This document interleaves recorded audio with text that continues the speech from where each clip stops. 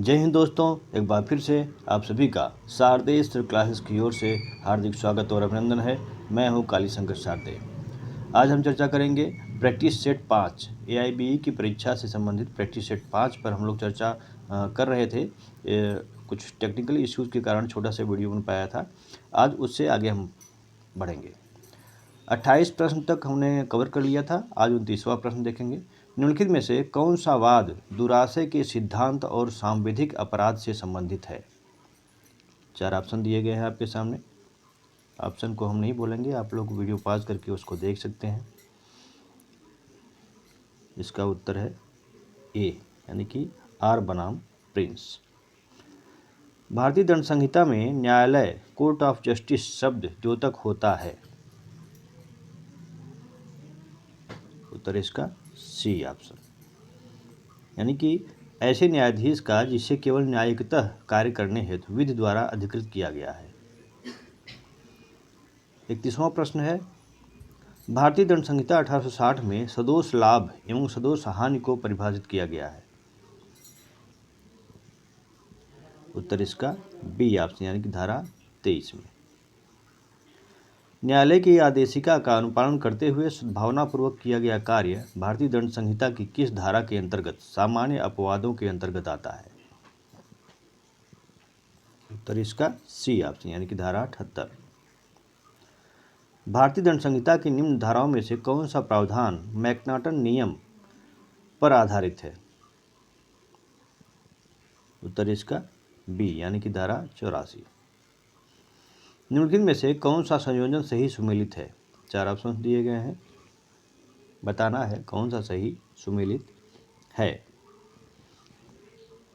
उत्तर है इसका B option, यानी कि वासुदेव बनाम पेप्सू धारा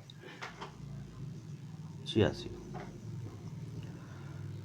भारतीय दंड संहिता की धारा 90 के अधीन सहमति स्वतंत्र सम्मति कही जाती है जब यह, ऑप्शन है आपके सामने। उत्तर है इसका ए, 12 वर्ष से अधिक आयु के शिशु द्वारा दी गई हो। 36वां प्रश्न है, धारा 105 के तृतीय भाग की भाषा भारतीय दंड संहिता के निम्न में से किस धारा के समान है? उत्तर इसका ए ऑप्शन, भारतीय दंड संहिता की धारा 39 के समान।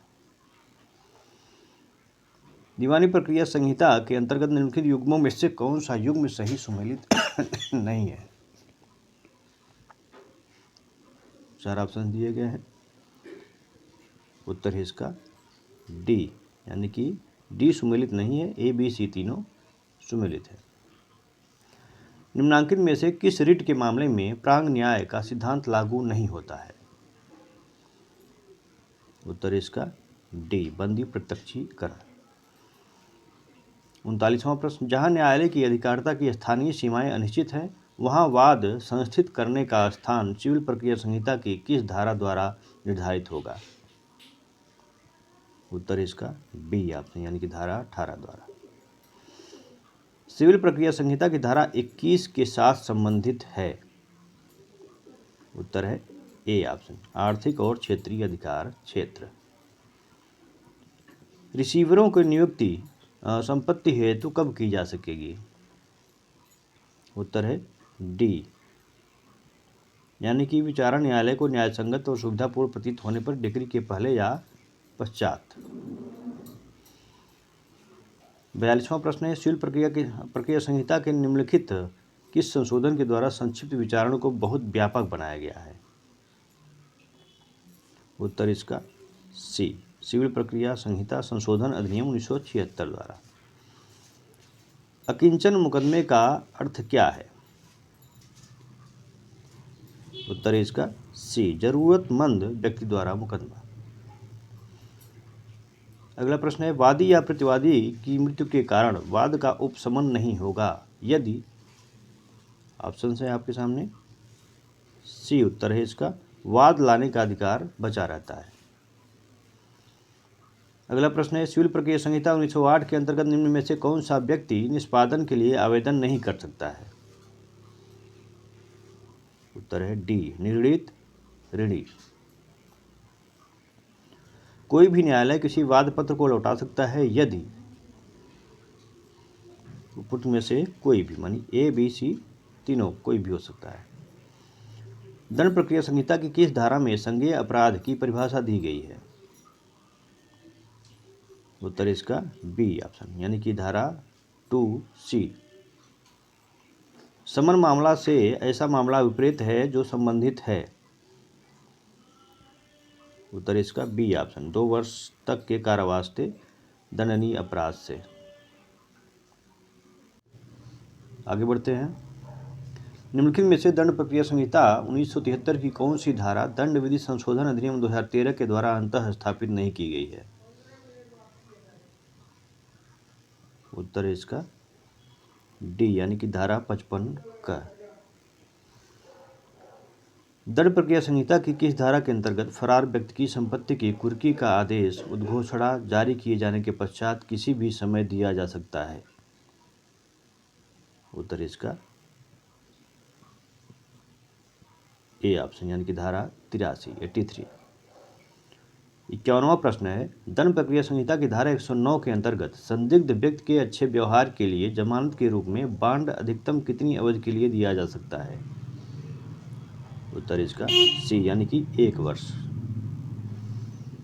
निम्नलिखित में से कौन सा एक वाद प्रथम सूचना रिपोर्ट पर एक दिग्दर्शक वाद है? ऑप्शन है आपके सामने। उत्तर इसका ए ऑप्शन, यानी कि ललिता कुमारी बनाम उत्तर प्रदेश राज्य। एक ब्रिटिश नागरिक के द्वारा भारत में पंजीकृत विमान पर अपराध किया गया है। अपराधी के विरुद्ध दंड प्रक्रिया संहिता 1973 के किस उपबंध के अंतर्गत कार्यवाही की जा सकती है? उत्तर इसका ए ऑप्शन, यानी कि धारा 188। सीआरपीसी में पूर्व दोष सिद्ध को साबित करने से संबंधित कौन सा प्रावधान है? सी ऑप्शन उत्तर है धारा 298। हिंदू विवाह अधिनियम की किस धारा के तहत किसी विवाह को शून्य घोषित किया जा सकता है? उत्तर इसका धारा 11। काजी अधिनियम 1980 की किस धारा के तहत नायब काजी की नियुक्ति किए जाने का प्रावधान किया गया है? उत्तर है बी ऑप्शन, यानी कि धारा 3। हिंदू विवाह अधिनियम निम्नलिखित में से किस पर लागू नहीं होता? उत्तर है डी, यानी कि ईसाइयों पर। कच्छी मेनन अधिनियम 1938 किस तारीख को प्रवृत्त हुआ? ऑप्शन दिए गए हैं आपके सामने। उत्तर इसका सी, यानी कि 1 नवंबर 1938 को। हिंदू संपत्ति बयान अधिनियम को किस वर्ष अधिनियमित किया गया? उत्तर है सी, यानी कि 1916 में। परक्राम में लिखित अधिनियम 1881 की किस धारा के तहत चेक को परिभाषित किया गया है? उत्तर है धारा 6। आगे बढ़ते हैं। सर्वोच्च न्यायालय द्वारा सूचना प्रौद्योगिकी अधिनियम 2000 की धारा 66 क को अभिखंडित करते हुए असंवैधानिक घोषित किया गया क्योंकि यह अनुच्छेद किसके उल्लंघन में थी? ऑप्शन से यहाँ पे। उत्तर है इसका बी, यानी कि अनुच्छेद 19(1) क के उल्लंघन में थी। अगला प्रश्न है, मुस्लिम महिला विवाह अधिकार संरक्षण अधिनियम 2019 के अंतर्गत पति जो अपनी पत्नी को तलाक की घोषणा करता है को कितने वर्ष का कारावास हो सकेगा? उत्तर है सी, यानी कि 3 वर्ष। परक्राम में लिखित अधिनियम की किस धारा के अंतर्गत विशेषतः है क्रॉस किया हुआ चेक का प्रावधान किया गया है? प्रश्न संख्या 63 है। उत्तर इसका बी, यानी कि धारा 124। हिंदू उत्तराधिकार अधिनियम 1956 के किस अध्याय में वसीयती उत्तराधिकार का वर्णन किया गया है? उत्तर है ए, यानी कि अध्याय 3। सूचना प्रौद्योगिकी अधिनियम 2000 की धारा 66 के अंतर्गत बेईमानी से शब्दों का वही अर्थ होगा जो भारतीय दंड संहिता की धारा में है। उत्तर है डी ऑप्शन, यानी कि धारा 24। मेहर या मुस्लिम स्त्री की अन्य संपत्ति का विवाह विच्छेद के समय उसको दिए जाने का प्रावधान किस अधिनियम के तहत किया गया है? उत्तर इसका सी ऑप्शन, यानी कि मुस्लिम स्त्री विवाह विच्छेद पर अधिकार संरक्षण अधिनियम 1986। गर्भस्थित अपत्य का अधिकार से संबंधित प्रावधान कहाँ उल्लिखित है?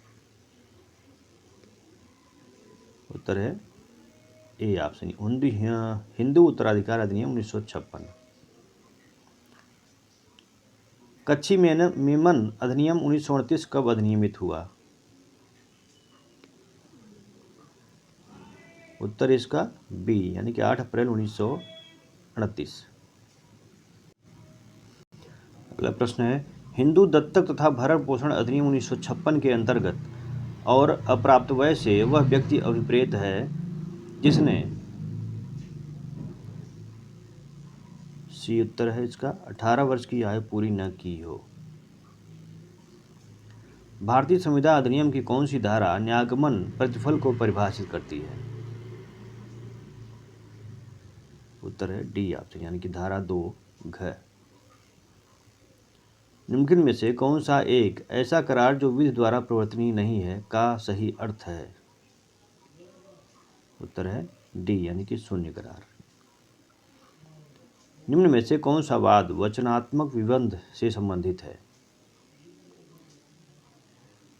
बी ऑप्शन सही उत्तर है, केदारनाथ बनाम गौरी मोहम्मद।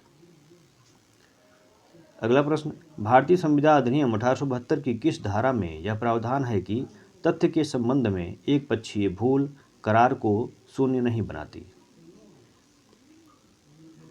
उत्तर है डी ऑप्शन, धारा 22। मोटरयान अधिनियम के अनुसार बस से ऐसा मोटरयान अभिप्रेत है जो कितने से अधिक यात्रियों का, जिसके अंतर्गत ड्राइवर नहीं है, वाहन करने के लिए निर्मित या अनुकूलित है? उत्तर इसका ए ऑप्शन, यानी कि 6। मोटरयान अधिनियम के अंतर्गत ई गाड़ी और ई रिक्शा शब्द को कब अंततः स्थापित किया गया? 2015 में, बी ऑप्शन। मुसलमान वक्फ अधिनियम को किस तिथि को अधिनियमित किया गया? बी ऑप्शन उत्तर है इसका 5 अगस्त 1923 को। जनहित याचिका का प्रावधान संविधान के किस अनुच्छेद में किया गया है? उत्तर इसका डी ऑप्शन, यानी उपरोक्त किसी में भी नहीं। हिंदू दत्तक तथा भरण पोषण अधिनियम 1956 की किस धारा के तहत कुछ दशकों में दत्तक माता का अवधारण का प्रावधान किया गया है? उत्तर है सी ऑप्शन, धारा 14। उपभोक्ता संरक्षण अधिनियम 2019 की किस धारा के तहत जिला उपभोक्ता संरक्षण परिषद की स्थापना का प्रावधान है? सी उत्तर है इसका, धारा 8। नैसर्गिक संरक्षण से विपरीत है, क्या है? उत्तर है ए, धारा 4 में वर्णित संरक्षकों में कोई भी। उपभोक्ता संरक्षण अधिनियम 2019 की किस धारा को अधिनियमित किया गया है? बी उत्तर है इसका 9 अगस्त 2019। हिंदू विवाहों का रजिस्ट्रीकरण का प्रावधान किस धारा के तहत किया गया है? उत्तर है सी, यानी कि धारा 8। जिला न्यायाधीश शब्द संविधान की किस अनुच्छेद में आया है? उत्तर है डी ऑप्शन, यानी कि अनुच्छेद 233। राज्यों में विधान परिषद के सृजन हेतु संविधान के किस अनुच्छेद में वर्णित प्रक्रिया को अपनाया जाता है? उत्तर है डी ऑप्शन, यानी कि अनुच्छेद 169। संपत्ति अंतरण अधिनियम 1882 के अंतर्गत निम्न में से कौन सुमेलित नहीं है? 4 ऑप्शन हैं। बी इसका उत्तर है, भागिक पालन का सिद्धांत, धारा 53 बी, यह सुमेलित नहीं है। बाकी ए, सी और डी सही सुमेलित है। अगला प्रश्न है, क्रमबंधन का सिद्धांत संपत्ति अंतरण अधिनियम के निम्नांकित में से किन धाराओं में दिया गया है? 4 ऑप्शन आपके सामने हैं। उत्तर है इसका ए, यानी कि धाराएं 56 और 86। अनुश्रुत साक्ष्य साक्ष्य नहीं है, निम्नलिखित में से कौन साक्ष्य के उपरोक्त नियम का एक अपवाद है? धारा 32। भारतीय साक्ष्य अधिनियम की धारा 41 में वर्णित उपधारणा है विधि की अखंडनीय उपधारणा। सामान्य आशय और समान आशय में स्पष्ट अंतर निम्न मामले में किया गया था। उत्तर इसका महबूब शाह बनाम एम्परर। प्रशासनिक न्यायाधिकरण अधिनियम 1985 में किस वर्ष संशोधन किया गया? उत्तर इसका ए, 1987। पर्यावरण संरक्षण अधिनियम 1986 के तहत किस धारा में पर्यावरणीय प्रयोगशालाओं की स्थापना से संबंधित प्रावधान किए गए हैं? उत्तर है बी, धारा 12। बौद्धिक संपदा के अधिकार से संबंधित है? उत्तर डी, यानी कि सभी, ए बी सी तीनों। कॉपीराइट एक्ट 1957 में निम्न में से किस वर्ष में संशोधन नहीं किया गया? उत्तर है डी, यानी कि 2003। इसके अलावा 1983, 1992, 1999 में इसमें संशोधन किया गया है। भारतीय दंड संहिता 1860 के निम्न प्रावधानों में से किसमें कहा गया है कि कोई बात अपराध नहीं है जो न्यायाधीश द्वारा न्यायिकतः कार्य करते हुए किया गया है? उत्तर है सी, यानी कि धारा 77। निम्नलिखित में से किस वाद में उच्चतम न्यायालय ने दीवानी प्रक्रिया संहिता की धारा 51 को मान्य घोषित किया है? उत्तर है डी ऑप्शन, यानी कि जॉली जॉर्ज वर्गीज बनाम बैंक ऑफ कोची। सिविल प्रक्रिया संहिता के अंतर्गत सरकार के विरुद्ध वाद प्रस्तुत करने के पूर्व सूचना देने के प्रावधान का उल्लेख किस धारा में किया गया है? उत्तर है इसका सी ऑप्शन, यानी कि धारा 80 में। दंड प्रक्रिया संहिता की धारा 206 में विशेष समन किसके द्वारा जारी किया जा सकता है? उत्तर है ए ऑप्शन, यानी कि मजिस्ट्रेट द्वारा। दंड प्रक्रिया संहिता की निम्न धाराओं में से किन में सत्र न्यायालय के समक्ष विचारण की प्रक्रिया का प्रावधान किया गया है? उत्तर इसका डी ऑप्शन, यानी कि 225 से 237। अगला प्रश्न, संविदा अधिनियम की किस धारा में कहा गया है कि विधिक कार्रवाई में अवरोध पैदा करने वाले करार शून्य होते हैं? उत्तर है इसका सी ऑप्शन, धारा 28। भारतीय कानूनी प्रणाली ने वैकल्पिक विवाद समाधान की एक नई तकनीक विकसित की है जिसे लोक अदालत कहा जाता है। इसकी संवैधानिक मान्यता की नींव के लिए कौन सा अधिनियम जिम्मेदार है? उत्तर इसका बी ऑप्शन, यानी कि कानूनी सेवा प्राधिकरण अधिनियम 1987। ये थे 100 प्रश्न प्रैक्टिस सेट 5 के। ठीक है, आगामी 10 दिसंबर को होने वाली AIB की जो परीक्षा है उसके लिए आप सभी लोगों को ढेर सारी शुभकामनाएं।